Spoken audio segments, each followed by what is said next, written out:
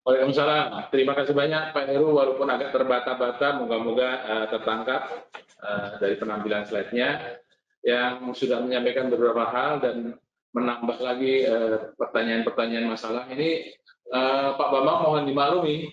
Jadi narasumber yang berikutnya memang lebih banyak larinya mempertanyakan ke Pak Bambang. Jadi narasumber tunggal ini sebetulnya Pak Bambang, yang lainnya lebih pada menyampaikan masalah walaupun saat solusi. Tetapi masih belum lengkap Pak Bambang, masih ada dua lagi. Nah, dua lagi pembahas yang juga akan meminta sekaligus saya rangkap aja supaya nanti Pak Bambang jawabnya sekaligus. Untuk itu yang pertama saya persilakan Pak Dirut Karyadi. Kalau ini saya yakin nggak berani nanya macam-macam, nggak galak-galak kalau yang ini. Dirut Karyadi, Pak Agus, itu saya persilakan sebagai pembahas. Nanti yang kedua baru dari saya lupa. Ya, silakan Pak Agus. Terima kasih moderator, para narasumber yang saya hormati. Assalamualaikum warahmatullahi wabarakatuh. Sebetulnya saya sebagai petugas pembahas ini sudah banyak dibahas oleh dua pembicara terdahulu ini, Bu Susi dan Bu Aheru ya. Jadi tugas saya tinggal sedikit sebetulnya. Ya betul kata Pak moderator, karena ini pembicaranya sebetulnya tunggal. Jadi semua akan menyorot ke sana. Baik, mungkin saya akan menyampaikan yang merangkumkan aja tiga aspek yang akan saya angkat. Itu ada pertama sebenarnya dilihat dari segi konsep atau dasar pemikiran. Yang kedua mengenai teknik yang tadi sudah banyak dibahas. Yang ketiga tentang saran atau boleh dikatakan solusi. Yang semuanya ini adalah murni pendapat saya, jadi bukan institusi. Jadi ini hanya sebagai pemikiran saja. Jadi tentang dasar pemikiran, memang ya sebelumnya kami ucapkan terima kasih sebetulnya kepada pemerintah dalam hal ini Kementerian Kesehatan yang sudah mulai memikirkan sampai dengan terbitnya peraturan Menteri Kesehatan ini dan sekaligus juknisnya untuk klaim atau penggantian biaya pasien COVID ini. Saya kira ini suatu nilai positifnya. Hanya di dalam suatu konsep, tadi sebenarnya sudah disinggung oleh Pak Heru sedikit mengenai konsep bahwa kita sepakat bahwa yang kita hadapi adalah dalam situasi darurat atau dalam situasi bencana. Saya tidak tahu mungkin para narasumber atau moderator hanya dalam peristiwa darurat atau bencana inilah yang ada tarifnya, Pak. Jadi maksud saya begini, bahwa kondisi tidak menentu ini, dalam hal ini dalam kondisi bencana yang tadi sudah dijelaskan oleh Bu Susi maupun Pak Heru bahwa kita ini dalam kondisi bersama-sama, jadi semua harus berperan. Yang kedua, bahwa kalau kita bicara tentang tarif atau pembiayaan, kalau kita bicara biaya sekarang tidak ada yang pasti satupun. Sehingga muncul pertanyaan bahwa walaupun mungkin Pak Dirjen tahu dasar perhitungannya begitu ya, tapi tadi tidak sampai disampaikan bahwa nilai maksimum itu juga didapat dari mana gitu ya. Jadi misalnya dihitung dari apakah Jakarta, apakah tadi yang kelompok rujukan 1 dan lain-lain, itu mungkin perlu dijelaskan karena menurut saya begini, kalau ini dasarnya adalah penggantian biaya, maka cenderung bahwa kita itu akan menghitung ya biaya produksi dalam tanda petik ya, biaya produksi. Yang khawatirnya maka jatuhnya nanti cost and benefit gitu. Itu yang khawatirnya akan begitu. Padahal sebetulnya kita ini dalam keadaan susah, dalam keadaan krisis gitu ya. Di mana sebetulnya setiap pihak, walaupun ini tugas utamanya adalah pemerintah, tetapi semua unsur masyarakat itu harus berperan. Sehingga nanti kalau menurut saya bahwa perhitungan biaya ini sebetulnya lebih banyak bersifat bantuan gitu, tidak penggantian biaya. Karena tadi Bu Susi sudah menjelaskan, biaya yang tiap rumah sakit mungkin berbeda-beda. Ada yang beli di pasar A, pasar B, harganya berbeda dan lain-lain. Bantuan juga dari A dan B. Sehingga mungkin ini perlu dipikirkan tentang konsep. Jadi apa konsep? Tentang perhitungan biaya tadi memang tadi sudah disinggung oleh Pak Heru. Jadi pendekatannya sebenarnya sudah bagus. Sebetulnya ingin membuat satu tarif. Cuman pendekatannya seperti akan membuat tarif dalam kondisi normal. Ini yang jadi masalah di sini. Sehingga kalau saya buat satu mungkin tarif ya. Kalau kita sifatnya bantuan ya itu adalah peran serta pemerintah atau satu dana bantuan pemerintah yang bukan bicara tentang cukup dan tidak cukup. Itu berbagai aspek pertimbangan yang disampaikan oleh pemerintah. Sehingga itulah yang akan diberikan kepada para pemberi pelayanan kesehatan. Yang kedua mengenai teknis, tadi sudah banyak dibahas oleh Bu Susi maupun Pak Heru tentang mekanisme klaim. Mekanisme klaim di situ dalam PMK tadi juga ada beberapa dimasukkannya adalah standar-standar pelayanan. Khawatirnya nanti kan ada pemeriksaan-pemeriksaan, tapi di atasnya itu di poin atasnya memang pemeriksaan itu berdasarkan kebutuhan medis. Saya khawatirnya apabila itu digunakan oleh verifikator, pemeriksaan yang tidak sesuai dengan standar atau tidak lengkap seperti standar tadi, ada yang kelewat misalnya, maka itu nanti akan menjadi bahan pengurang, khawatirnya begitu. Sehingga ini memang betul tadi diusulkan oleh Pak Ari bahwa ke depan nanti verifikator pun harus memiliki persepsi yang sama dalam menghadapi seperti ini, gitu ya. Bicara tentang pengurang, memang tadi ini akan walaupun tadi Pak Dirjen kayaknya ada surat edaran baru ya Pak Dirjen, apa namanya tarif pengurang sebagai pengurang itu akan ditentukan oleh APD berapa dan lain. Kalau saya dengar begitu. Nah, ini pun juga akan menjadi dalam tanda petik permasalahan baru. Kalau kita persepsinya adalah penggantian biaya. Gitu. Tapi kalau kita persepsi dari awal sudah, oh ini bantuan pemerintah, tapi perhitungannya berdasarkan perhitungan biaya enggak masalah. Gitu. Jadi dasar bantuan pemerintah itu dengan basis perhitungan biaya normatif ya, seperti itu. Gitu. Sehingga nanti apalagi swasta begitu ya, baik pemerintah maupun swasta karena sama saja, bahwa itu akan mempunyai suatu persepsi yang sama. Sehingga kebersamaannya itu akan timbul dari masing-masing kita sebagai pelaku bahwa ini dalam keadaan darurat yang harus dilakukan oleh sama-sama dan merupakan kontribusi bersama.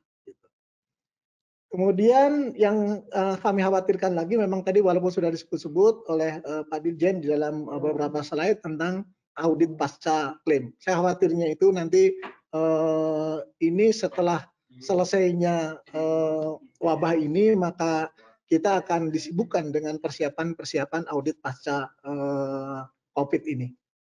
Sehingga saya mempunyai 3 saran saja atau apalah, ini 3 pemikiran saya bahwa yang pertama bahwa teknologi di dalam sistem penggantian klaim ini mungkin lebih tepat sebagai bantuan pemerintah dalam mengatasi bencana COVID. Itu lebih fleksibel dan itu membangun suatu persepsi yang sama untuk. Kemudian juga ada tadi sudah disinggung oleh Pak Heru tentang jasa. Tadi ada jasa dokter, tidak ada jasa pelayanan dan lain-lain. Tapi di sisi lain ada juga peraturan Menteri Keuangan yang tentang pemberian insentif. Yang saya tahu dalam diskusi-diskusi Bu Susi bahwa insentif itu akan juga diberikan kepada swasta. Katanya seperti itu dalam pembahasan-pembahasan itu. Cuman jadi masalah tadi kalau kita mengacu statementnya atau presentasi Pak Dirjen bahwa ini tidak boleh ada double claim dan lain-lain. Saya khawatirnya ada 2 unsur perhitungan pembiayaan atau dalam pengeluaran insentif untuk pegawai. Cuman tadi bedanya adalah biaya jasa dokter, yang satunya lagi insentif. Kemudian kalau saya usul bahwa diintegrasikan saja lah. Kalau kita bicara tentang insentif ya insentif. Nah inilah makanya kalau menurut pemikiran saya kalau ini basisnya adalah suatu bantuan, maka mungkin ini bantuan operasional, kemudian bantuan sebagai insentif tenaga medis dan mungkin bantuan apalagi lah begitu seperti itu. Kemudian yang usul ketiga sebenarnya terkait dengan hampir sama dengan usulan kami kemarin waktu webinar yang kemarin tentang APD. Sehingga dalam keadaan bencana nasional seperti ini atau banyak ini maka semua sarana prasarana atau supporting untuk kegiatan ini mestinya ditanggung oleh salah satu sumber. Jadi dalam hal ini misalnya bisa pemerintah pusat maupun pemerintah daerah. Jadi sehingga nanti tidak akan ada misalnya dari rumah sakit baik pemerintah maupun swasta pun masing-masing untuk pengadaan sendiri, mencari sendiri. Kemarin saya sudah sampaikan bahwa sekarang ini sudah membentuk suatu pasar-pasar tersendiri gitu. Bahkan rumah sakit juga akan membangun pasar sendiri, kemudian produsen juga membangun pasar sendiri dan memiliki link sendiri, maka kita akan masuk di pasar yang mana itu yang agak repot. Dan ini akan memperberat, saya pikir akan memperberat situasi dalam kondisi ini. Sehingga kalau sarankan itu Pak. Jadi yang pertama adalah terminologi pembiayaan.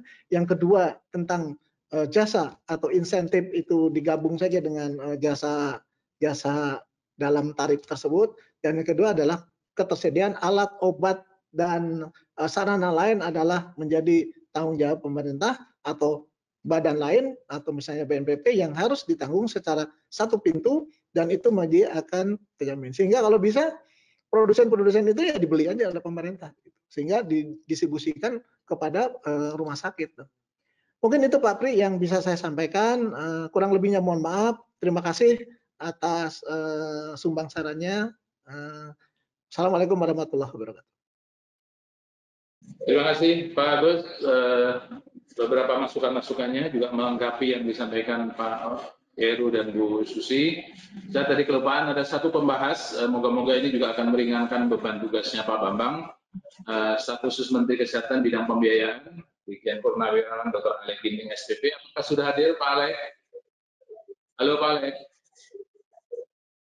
Saya yakin kalau Pak Alek ringan Pak Bambang akan melengkapi, tidak menambah beban. Halo Pak Alek, ada hadir? Halo, selamat siang. Oke Pak Alek, silakan. Mungkin ada masukan tambahan atau hal-hal yang akan disampaikan, silakan. Ya, selamat siang, dan saya sudah monitor dari awal dan dari mulai pemaparan dari Bapak Bambang selaku Dirjen, dan kemudian dari dua narasumber lainnya termasuk Ibu Susi.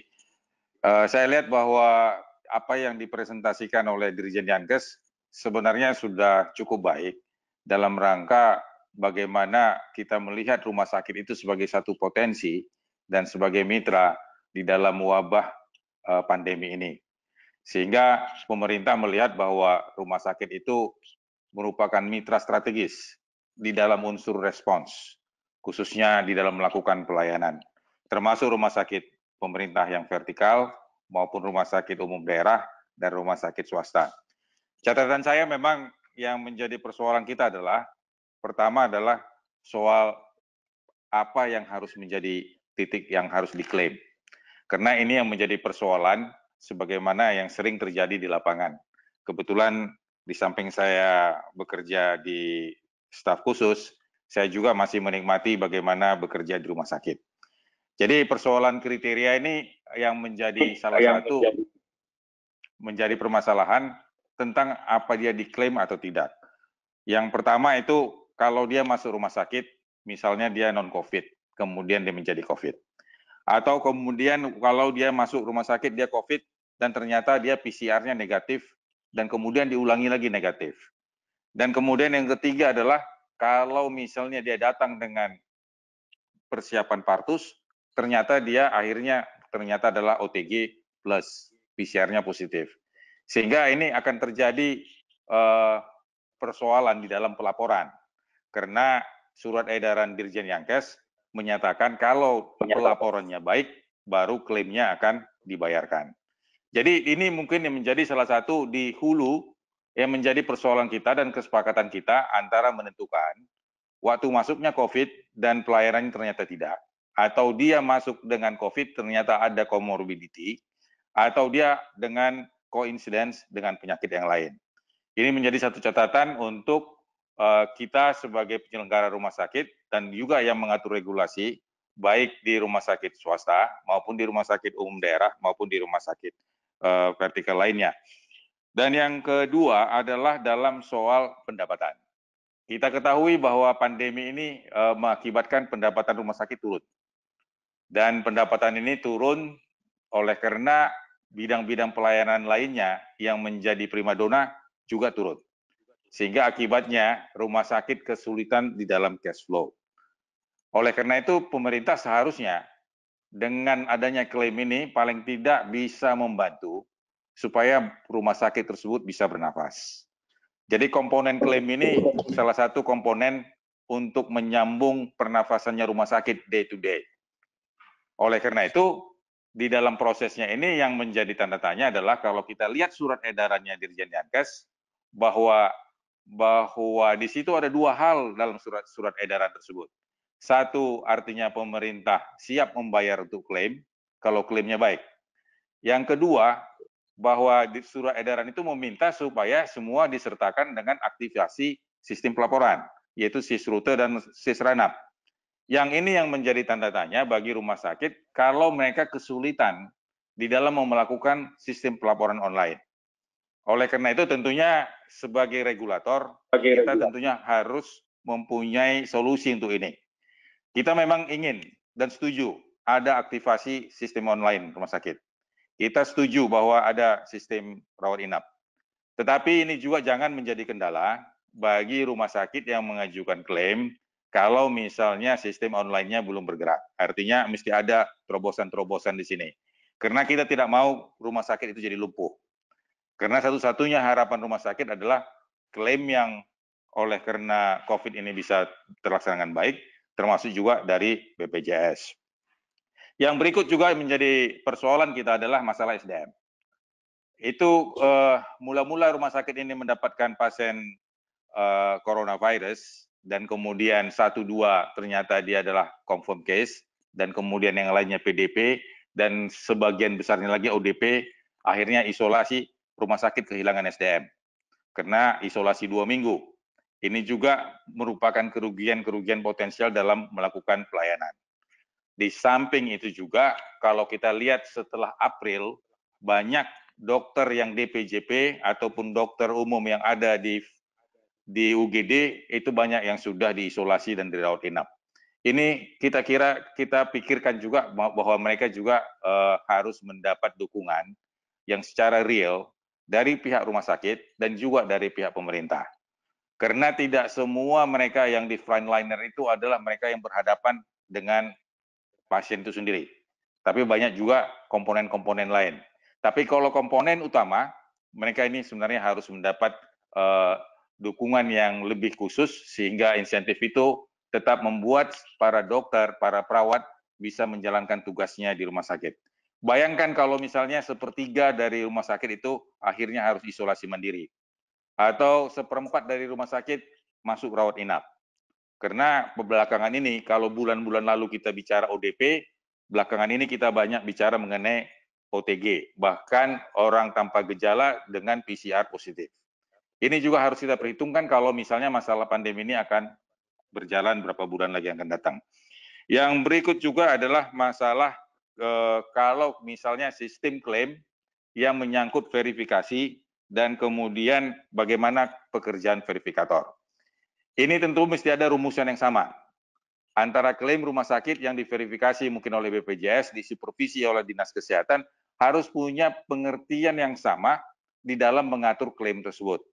Sehingga klaim tersebut tidak akhirnya membuat terjadi kerugian-kerugian secara finansial atau kerugian dalam soal waktu, mengakibatkan cash flow rumah sakit akan terganggu. Nah, tentu di sini kembali lagi pada regulator, kembali lagi kepada verifikator, agar bisa mengambil keputusan sesuai dengan wilayahnya masing-masing. Artinya tidak bisa disamakan itu dengan wilayah yang Jabodetabek dengan wilayah yang terjadi misalnya kasusnya di NTT, di Kabupaten Sika.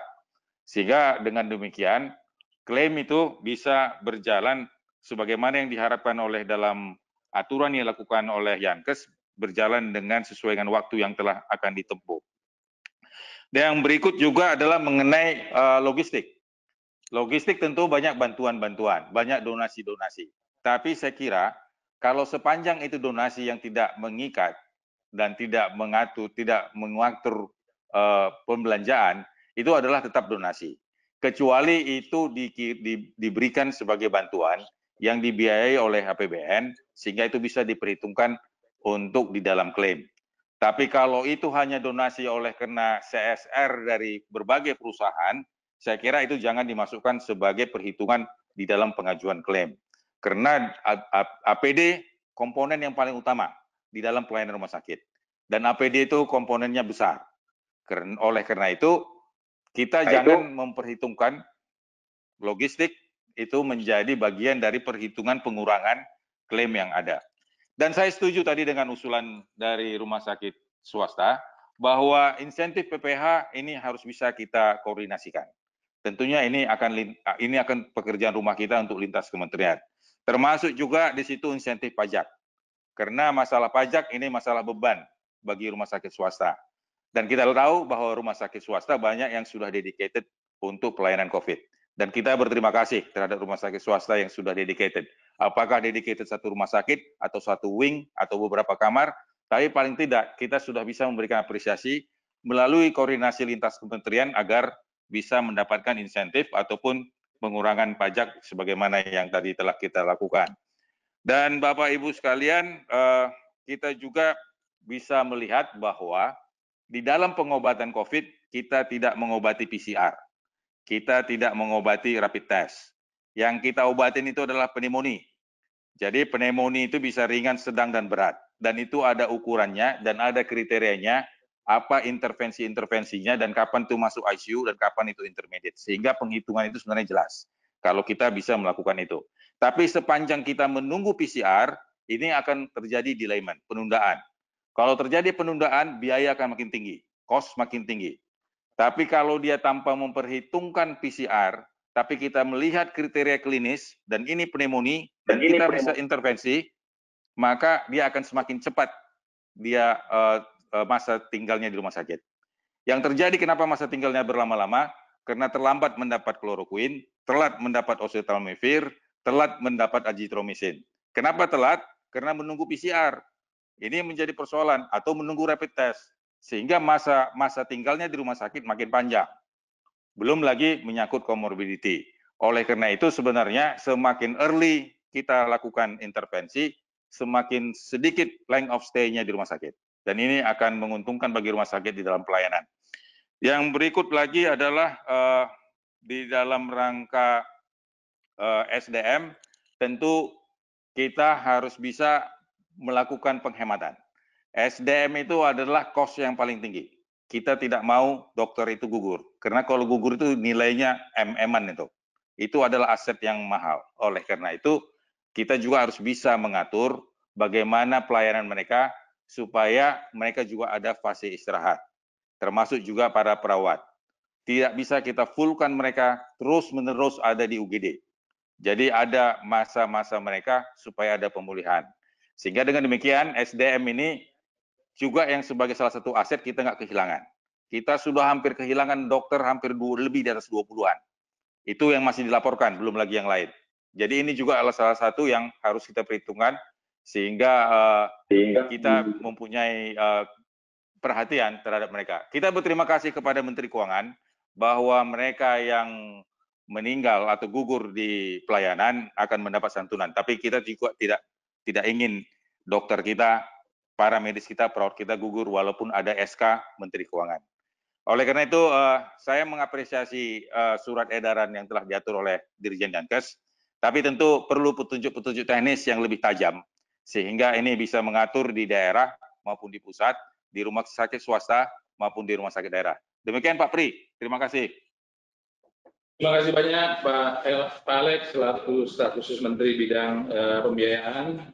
Ada beberapa tambahan masukan-masukan yang juga sekaligus saran yang diharapkan ini juga akan menjadi tindak lanjut dari kita semua. Dan terakhir saya mohon pembahas dari Direktur Utama Rumah Sakit RSUD Sukapura yang mewakili Arsamu, Ibu Dr. Umi SPKM SMKM. Untuk waktu saya persilakan, Bu. Baik, Assalamualaikum warahmatullahi wabarakatuh. Terima kasih kesempatannya, Pak Supriyantoro. Alhamdulillah, Bapak Ibu, saya mewakili Arsamu, Asosiasi Rumah Sakit Aisyah Muhammadiyah, mengapresiasi seluruh pembicara dan termasuk narasumber yang juga sudah membahas berbagai hal tentang KMK 238 dan permasalahan.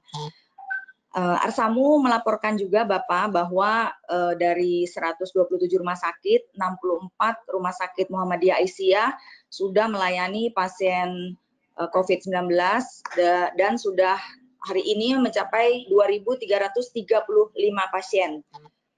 yang sudah dirawat di Rumah Sakit Muhammadiyah Aisyah. Tadi dua pembahas sudah membahas cukup banyak tentang yang lain yang sudah diungkapkan oleh para narasumber. Jadi saya langsung saja Pak kepada usulan dan usulan dari kami. Yang pertama adalah tentang KMK 238. Pada pasien ODP kurang dari 60 tahun tanpa komorbid itu tidak ditanggung. Padahal rumah sakit sudah mengeluarkan cukup banyak sumber daya, baik itu visit dokter, laboratorium, dan ronsen toraks, serta lama perawatan. Apakah ini masih bisa dipikirkan? Dan saya mengusulkan kepada Pak Kuncoro untuk mengusulkan versi bisa ditanggung oleh Pemda, Bapak. Ya. Kemudian yang kedua, untuk norma tarif Pak Bambang, dengan rumus tarif yang sudah diberikan, kami ingin bertanya mengapa dari tarif inasi bijis sudah ada pertambahan dari cost per day, tetapi harus dikurangi tarif inasi bijis lagi, apalagi juga dikurangi APD bila itu bantuan. Mohon kami dijelaskan kembali, kalau itu memang mengkhawatirkan untuk terjadinya double claim, mungkin bisa diberikan contoh yang jelas. Nah, yang berikutnya adalah norma tarif yang kedua, di mana ada pembatasan tarif untuk ruang ICU dengan ventilator, kemudian isolasi dengan tekanan negatif dan ventilator. Perbedaan tarifnya cukup jauh, Pak. Contohnya yang tanpa komorbid, itu ICU dengan ventilator adalah 15.500.000, sedangkan isolasi dengan tekanan negatif dengan ventilator adalah 10.500.000.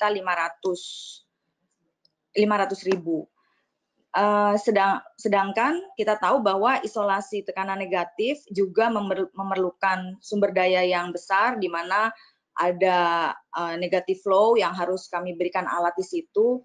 Kami ingin tahu dasar dari perhitungannya. Jangan sampai nanti rumah sakit membuatnya jadi ruang ICU semua, Pak, dan bukan ruang isolasi dan tekanan negatif. Ya. Kemudian untuk pengurangan APD yang bantuan, kami ingin dicontohkan dan dijelaskan kembali bagaimana supaya rumah sakit punya standar yang tadi hitungan yang dijelaskan Pak Bambang. Masih banyak pertanyaan dari anggota kami. Yang terakhir adalah berkaitan dengan KMK 234.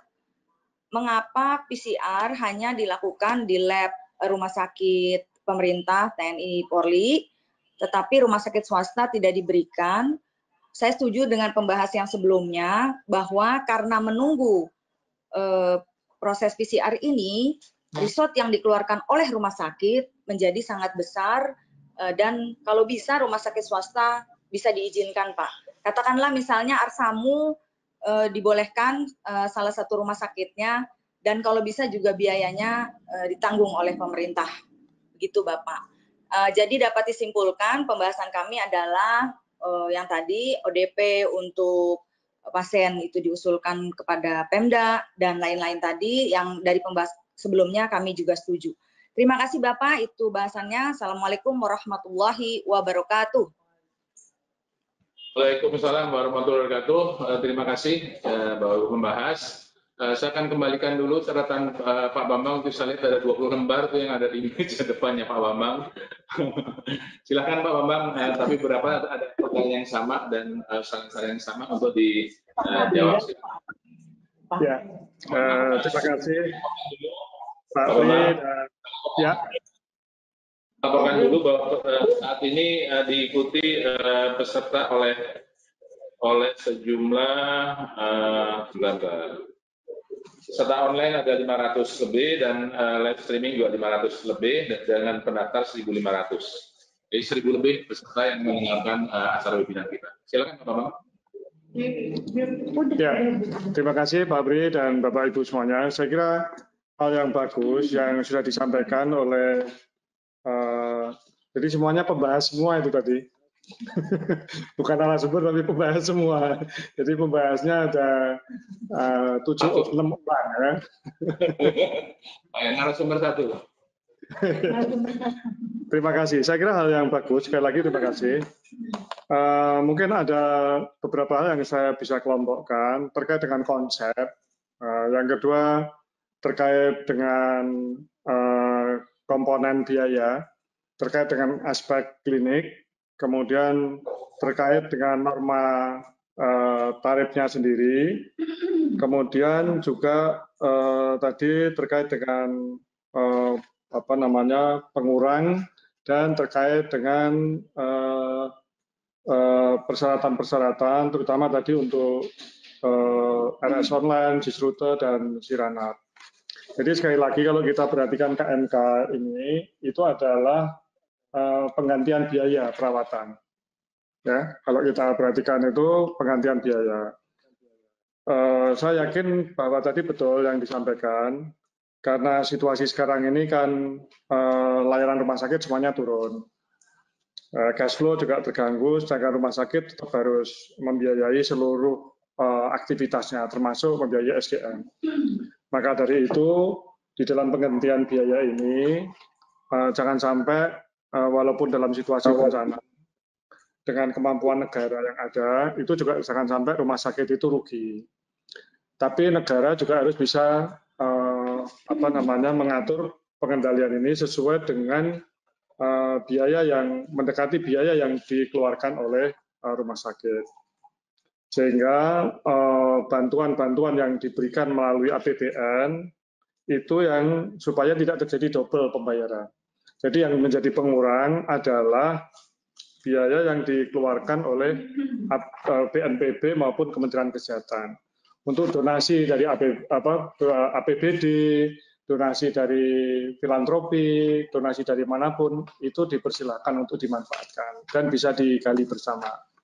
Sedangkan nanti di dalam proses pengurangannya itu ada data di BNPB dan Kementerian Kesehatan, rumah sakit mana saja yang sudah menerima bantuan dan jumlahnya berapa.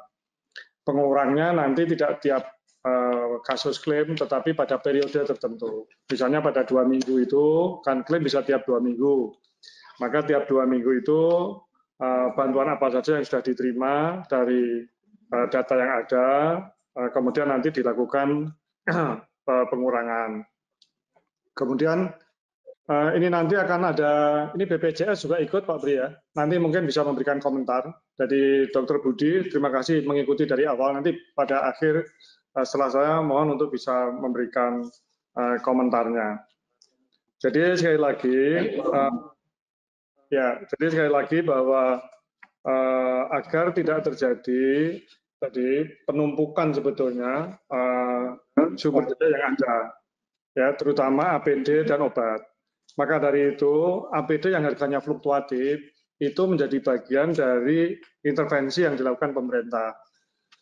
Ya, pengurangnya nanti juga harganya tidak mengikuti fluktuasi itu, tapi menjadi bagian dari harga yang ditentukan dari awal. Dan kalau toh itu harganya lebih mahal, itu menjadi subsidi yang diberikan oleh pemerintah. Tetapi tidak terjadi double.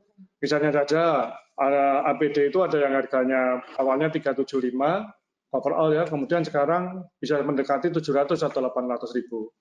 Yang kami usulkan sekarang itu dihitung hanya gaun dan atau coverall ya, yang harganya 400 ribu.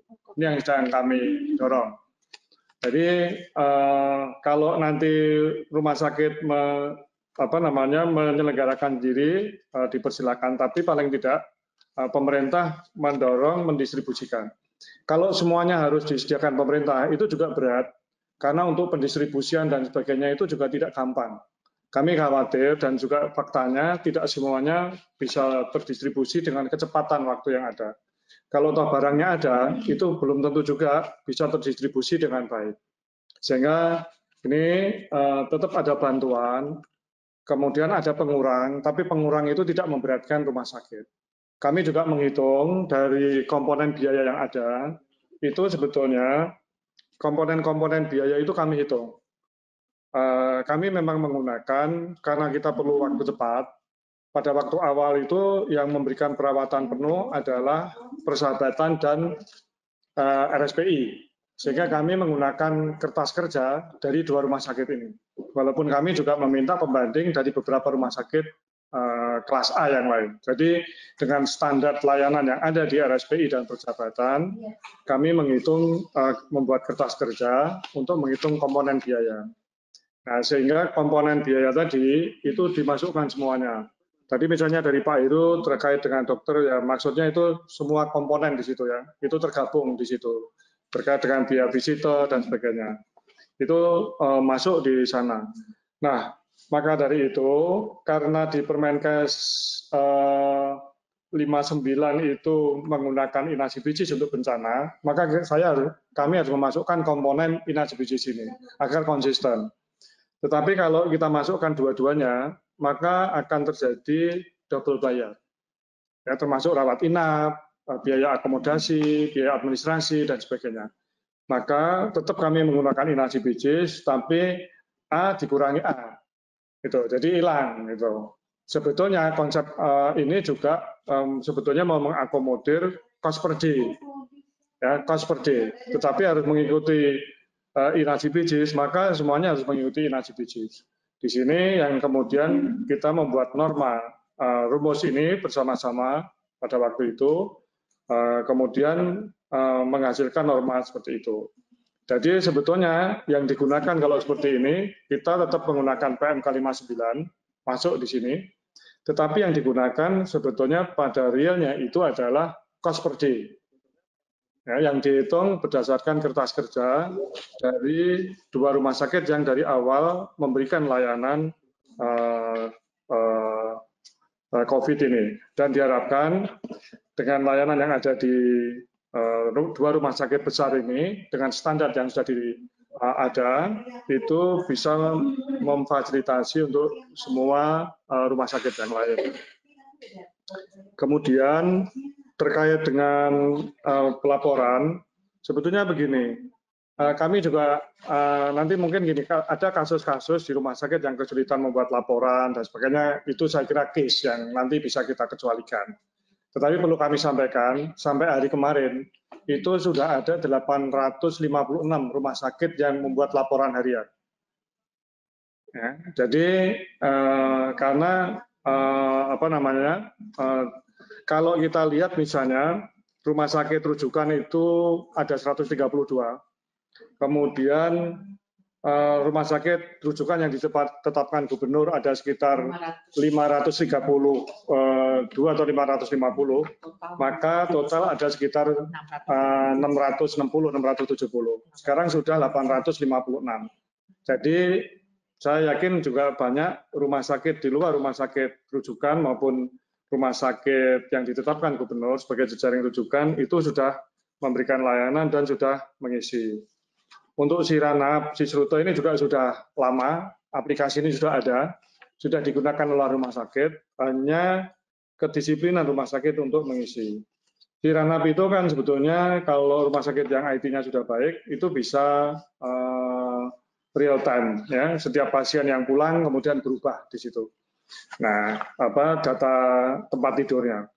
Sehingga saya yakin ini tidak menyulitkan rumah sakit, tetapi kami akan memperhatikan rumah sakit yang memang jauh dan kesulitan dari sisi jaringan dan sebagainya, kami akan memahami. Tapi kalau teman-teman di Jakarta saya kira tidak ada masalah. Di Jawa juga tidak ada masalah. Kemudian terkait dengan kriteria pasien masuk dan keluar, sebetulnya bisa kami juga menggunakan buku panduan yang sudah dikeluarkan oleh Kementerian Kesehatan. Ya. Semua pasien penuhi ketika sesuai dengan PDP, ODP, dan confirm yang memang diindikasikan masuk rumah sakit. Kalau memang ODP itu atau OTG atau misalnya OTG ya orang tanpa gejala kan tidak perlu harus dirawat di rumah sakit. Ini tentunya bisa dilakukan isolasi mandiri atau di penampungan yang disediakan oleh pemerintah daerah atau satuan tugas yang ada di daerah masing-masing. Tentu pemerintah juga tidak mungkin tanpa batas untuk pembiayaan ini, sehingga kendali mutu, kendali biaya tetap harus dibangun di situ. Kemudian tadi kriteria pulang juga begitu, saya setuju tadi untuk klinis, tetapi kita masih menggunakan pedoman yang dikeluarkan oleh profesi. Ya, kalau tadi usulan Pak Alex, saya kira nanti kita dorong profesi untuk menetapkan untuk pulang dan sebagainya secara klinis. Tapi sekarang yang dikeluarkan oleh profesi itu secara laboratoris. Bisa dengan PCR dan di panduan yang dikeluarkan oleh Kementerian Kesehatan di buku revisi keempat, itu kalau tidak ada atau tidak ada akses untuk PCR bisa menggunakan rapid test yang sekarang sudah didistribusikan ke seluruh dinas kesehatan yang ada. Dan dari laporan justru rapid test ini sebenarnya masih cukup banyak di daerah-daerah. Pemanfaatannya baru sekitar 40% yang ada di daerah-daerah. Sehingga sebetulnya rumah sakit bisa berkomunikasi dengan dinas kesehatan untuk mendapatkan rapid test. Dan untuk rumah sakit yang tadi sekali lagi tidak bisa mengakses atau sulit mengakses PCR, bisa menggunakan rapid test sesuai dengan pedoman revisi keempat tentang COVID yang dikeluarkan oleh Kementerian Kesehatan. Terkait dengan verifikasi, jadi gini, nanti Pak Budi silakan disampaikan untuk dispute dan sebagainya, kami akan berusaha cepat karena tadi kami sudah berkomitmen dengan BPJS bersama-sama untuk menyelesaikan pembayaran ini dengan cepat. Ya. Kemudian dispute juga akan segera kita selesaikan. Mudah-mudahan Pak Heru. Jadi kita berprasangka positif lah. Ya, kita kan bukan kemarin, kita ke depan ini wabah kita harus positif bisa menyelesaikan. Nanti Pak Budi akan bisa menyampaikan. Karena kami berkomitmen dengan BPJS untuk tadi membangun konsep yang baru. Sampai kami akhirnya bisa juga atas persetujuan Pak Menteri itu uang muka apa bisa diberikan. Juga BNPB. Ya, kami mengajukan permohonan uang muka bisa diberikan. Juga pada waktu pertemuan dengan Dirjen Anggaran Kementerian Keuangan. Mereka mengapresiasi bahwa uang muka ini baik dan itu salah satu bentuk komitmen. Dengan uang muka itu saya kira pemerintah dan bersama BPJS juga untuk bisa memenuhi kebutuhan rumah sakit dengan segera. Sekali lagi untuk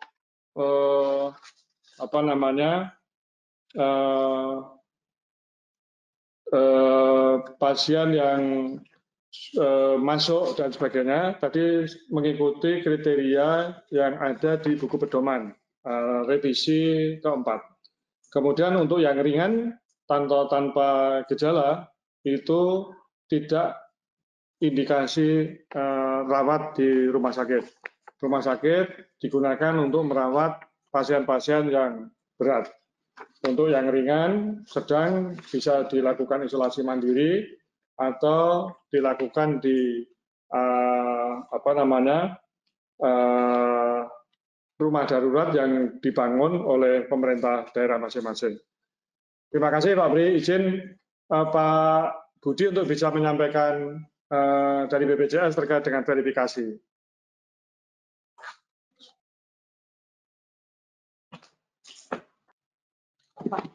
Pak Budi. Ya, baik Pak. Assalamualaikum warahmatullahi wabarakatuh. Waalaikumsalam. Terima kasih Pak Dirjen. Mohon izin Pak Supriyantoro. Terima kasih sudah memberikan kesempatan kepada kami untuk menyampaikan sehubungan dengan tadi ada beberapa poin yang berkaitan BPJS Kesehatan. Juga terima kasih kepada teman-teman pembahas. Jadi selama hampir 2 minggu ini ya Pak Dirjen ya, saya dengan tim di Kementerian Kesehatan hampir setiap hari berkoordinasi dan pada prinsipnya Pak Dirjen meminta bahwa apa yang kita lakukan ini sebagai bagian dari sumbangsi lah. Kalau teman-teman di rumah sakit itu memberikan pelayanan kepada peserta, Kementerian Kesehatan dan BPJS Kesehatan dalam menyusun konsep ini sedapat mungkin jangan menyusahkan rumah sakit, jangan mempersulit ya. Tetapi di sisi lain juga tetap memegang jangan sampai terjadi hal-hal yang melanggar ketentuan. Jadi 2 hal itu yang saya tangkap dari apa yang disampaikan oleh Pak Dirjen. Teman-teman sekalian, jadi saat ini juknis sudah ada. Namun ada nanti surat edaran yang akan diterbitkan oleh Pak Dirjen yang akan melengkapi khususnya yang terkait dengan APD dan juga berkaitan dengan koinsiden. Itu akan memberikan kelengkapan. Karena dari beberapa pertanyaan nampaknya dua bagian ini juga menjadi persoalan yang harus diperjelas. Yang kedua, aplikasi. Aplikasi ini ada dua, Bapak Ibu sekalian. Aplikasi milik Kementerian Kesehatan, yakni aplikasi iklim Inasi Bijis, dan aplikasi dari BPJS Kesehatan, aplikasi verifikasi.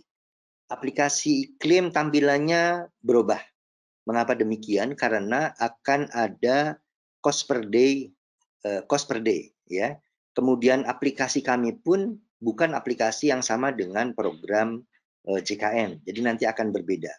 Oleh karenanya, rumah sakit nanti diharapkan sudah bisa mendapatkan aplikasi yang terbaru dari Kementerian Kesehatan dan BPJS Kesehatan juga. Utamanya yang sama sekali belum pernah berkomunikasi dengan BPJS, rumah sakit yang mungkin bukan provider BPJS, maka persyaratannya adalah mereka harus punya aplikasi tersebut. Aplikasi ini insya Allah dalam waktu dekat final dan rencananya besok kita akan paparkan, Pak Dirjen mohon izin waktunya, insya Allah siang mungkin di hadapan Kementerian Kesehatan, kita sama-sama paparkan iklim dan aplikasi BPJS Kesehatan dan BPKP. Ini menjadi penting Bapak Ibu sekalian agar supaya proses ini dari awal sudah diketahui oleh BPKP, sehingga nanti kalau kita memberikan penjelasan tahapan verifikasi, teman-teman tidak perlu khawatir ikuti itu karena BPKP sudah mengetahui. Jadi seperti itu. Nah, berikutnya adalah tentang kesiapan. Selama masa pengajuan klaim belum dimulai, karena aplikasinya insya Allah difinalkan dalam waktu dekat ini, maka kami sudah meminta seluruh kepala cabang untuk segera berkomunikasi dengan rumah sakit. Hal apa yang penting? Yang penting adalah rumah sakit diingatkan, teman-teman juga ini sekaligus saya menyampaikan, untuk menyiapkan berkas-berkas klaim, Bapak Ibu. Walaupun belum bisa diajukan, tetapi mohon bisa melihat berkas pendukung verifikasi klaim di juknis, sedapat mungkin itu sudah mulai disiapkan, di-scan, dikumpulkan dalam satu folder tertentu. Karena nanti aplikasi iklim itu akan meminta attachment. Jadi kalau misalnya seseorang dilakukan pemeriksaan laboratorium, di situ ada hasilnya di-attach begitu. Kalau misalnya ada hasil pemeriksaan PCR, kemudian di situ disebutkan juga ada surat rujukan, ya, maka diklik. Sekaligus saya mengingatkan surat rujukan, jadi arahan dari Pak Dirjen untuk kasus rawat jalan, Bapak Ibu, syaratnya adalah ada rujukan. Nah, itu juga nanti akan diupload di dalam aplikasi tersebut. Jadi nomor satu adalah mohon Bapak dan Ibu bisa menyampaikan kepada staf sudah mulai menata semua berkas-berkas pendukung klaim, sudah mulai dikelompokkan per masing-masing kasus, di-scan, simpan dalam folder, sehingga nanti kalau aplikasi sudah jadi, Bapak Ibu sudah tinggal mengisi aplikasi itu dan menjadikan berkas tadi sebagai attachment. Berikutnya adalah Bapak Ibu harus menyiapkan data yang terkait dengan unsur pembentuk cost per day. Apa saja itu? Yang pertama adalah tempat perawatannya, apakah di ICU ataukah di ruang isolasi, alat-alat pendukungnya, apakah ada ventilatornya, apakah ada tekanan negatif atau tidak. Karena komponen itu akan memberi pengaruh besar terhadap besaran unit cost per day. Ya. Jadi, mohon maaf, sekiranya nanti di dalam kami meminta data kepada Bapak Ibu sekalian di rumah sakit, ternyata di sana tidak ada ventilator, kemudian tidak ada ruangan bertekanan negatif, maka tentu bisa dipastikan klaim Bapak dan Ibu tidak ada klaim yang mengajukan di sana tertulis menggunakan ventilator atau tekanan negatif. Maksudnya di sana. Kalau kami dari awal sudah mendapatkan data tersebut, kemudian Bapak Ibu mengajukan klaim, maka kami akan tentu setujui karena kami mengetahui bahwa di dalam catatan kami di rumah sakit Ibu memang benar ada ICU, memang ada ventilator, dan itu pun jumlahnya harus terhitung. Jadi jangan sampai juga misalnya dalam satu hari ada pengajuan klaim pada hari yang sama penggunaan 10 alat ventilator, data yang kami miliki rumah sakit tersebut ternyata hanya memiliki 1 ventilator misalnya, seperti itu contohnya. Berikutnya adalah kesiapan data APD. Sebagaimana yang disebutkan oleh Pak Dirjen tadi, APD dalam hal ini akan dilakukan pengurangan. Filosofinya adalah jangan sampai negara memberikan pembiayaan double. Satu sisi sudah memasukkan APD di dalam komponen tarif, di sisi lain ternyata ada bantuan APD. Jadi Bapak Ibu sekalian tolong diinventarisir APD-APD hasil bantuan dari pemerintah saja. Tidak APD dari hasil bantuan yang swasta tadi, yang kalau nggak salah Bu Susi sempat menyampaikan kalau dari pribadi-pribadi itu tidak masuk di sana, Bu. Karena kalaupun misalnya rumah sakit menggunakan itu bukan berarti double pembiayaan dari pemerintah. Jadi monggo aja rumah sakit kalau memang mau mendapatkan bantuan dari masyarakat, swasta, itu tidak menjadi bagian dari pengurangan seperti itu. Nah, Bapak dan Ibu sekalian, saya coba merinci bahwa persoalan-persoalan yang potensi nanti menjadi problem ke depan itu adalah terkait penghitungan cost per day, masalah pengurangan, ya. Yang ketiga adalah soal switching penjaminan tadi. Penjaminan yang awalnya COVID misalnya, atau awalnya bukan COVID menjadi COVID dan lain sebagainya. Nah, khusus untuk yang switching penjaminan nanti di dalam edarannya Pak Dirjen, insya Allah akan diperjelas sehingga dalam kesempatan ini mungkin saya dengan Pak Dirjen juga belum bisa menyampaikan secara detail, tapi insya Allah nanti data tersebut akan kita berikan melalui surat edaran. Bapak dan Ibu sekalian, bagaimana dengan model pengurangan yang akan dikerjakan? Jadi nanti pengurangannya tidak per kasus, ya. Tadi ada yang menyampaikan Mas Heru, saya jangan per kasus. Betul, kita nggak akan per kasus nanti. Nanti kita cukup melihat saja rumah sakit ini dalam kurun waktu pengajuan klaim, antara misalnya klaim diajukan untuk pelayanan tanggal 1 sampai dengan tanggal 15 misalnya. Kita lihat di masa itu ada bantuan nggak? Kalau misal di masa itu ada bantuan, maka kami tinggal mengurangi saja terhadap APD yang ada di sana. Kementerian Kesehatan nanti akan menetapkan berapa besaran APD tersebut. Dan ada rumusan nanti berapa sebenarnya setiap orang itu diperkenankan untuk menggunakan APD. Nanti tidak berupa detail menurut arahan Pak Dirjen, nanti akan ditetapkan satu angka. Angka itu nanti akan mungkin bersamaan dengan edaran tersebut. Dan kita akan mengurangi itu, Bu. Jadi setelah proses verifikasi, BPJS sudah tahu berapa hasil verifikasi akhirnya, kemudian kita cek di data APD, ternyata rumah sakit mendapat bantuan sekian, jumlah pasiennya ada sekian, lalu kita bikin pembanding saja seperti itu. Tidak berdasarkan per satu-satu pasien. Bahkan mungkin ke depannya saya akan sampaikan ke Pak Dirjen sebuah konsep mungkin yang akan kita hitung adalah jumlah hari rawat Pak Dirjen. Nanti akan kami susulkan ke Bapak. Karena asumsinya adalah penggunaan APD ada kaitannya dengan pelayanan harian, maka kita mungkin bisa Halo Pak Budi, Pak Budi. Halo Pak Budi. Ya, Pak Budi, kebetulan karena waktunya sampai jam 3, dan saya kira yang disampaikan Pak Budi sangat menarik. Kami akan kita anggap ini sangat penting sekali, dan beberapa hal belum dibahas. Kalau nanti kami akan bicarakan, kalau disepakati, kami akan mengadakan webinar serial ke-6 hari Kamis. Jadi akan sangat terima kasih sekali. Nanti Pak Budi bisa menjelaskan lebih detail pada hari Kamis. Kira-kira bisa nggak Pak Budi? Insya Allah kami upayakan Pak Supriyanto. Baik Pak, kalau memang waktu ini sudah jam 15 ini, nggih. Betul.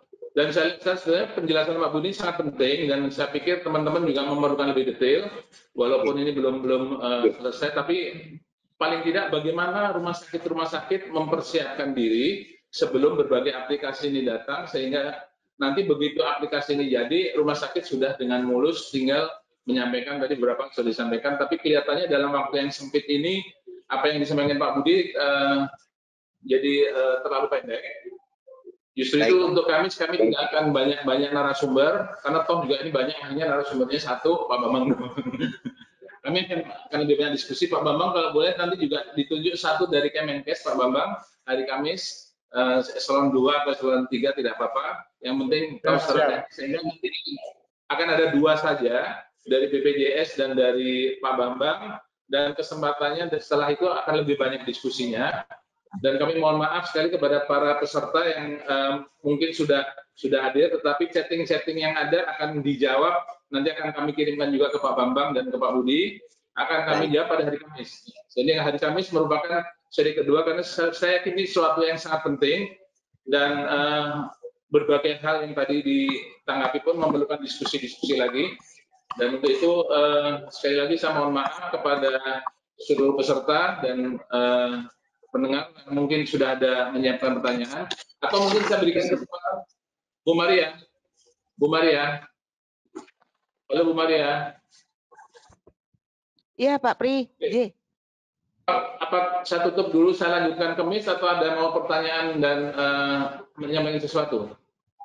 Untuk pertanyaan sedang kami rekap Pak, nanti kami kirimkan melalui email atau WhatsApp ke Pak Supriyantoro, nanti mohon bisa dipakai untuk bahan diskusi, begitu Pak Pri? Oke, jadi kita putuskan, ini waktu habis ya, kita putuskan, kita close, tetapi hari Kamis kita harapkan para peserta webinar akan hadir lagi, karena kami akan meneruskan diskusi ini. Halo ya, tidak akan banyak narasi, mungkin hanya penjelasan 2 saja, dari Kemenkes lebih teknis dan dari BPJS, sehingga mungkin akan lebih bermanfaat untuk rumah sakit bagaimana mempersiapkan proses klaim sampai kemudian aplikasi ini jadi. Demikian Bapak Ibu sekalian, terima kasih. Saya tidak perlu simpulkan karena memang ini baru setengah diskusi. Kita akan lanjutkan lagi pada hari Kamis.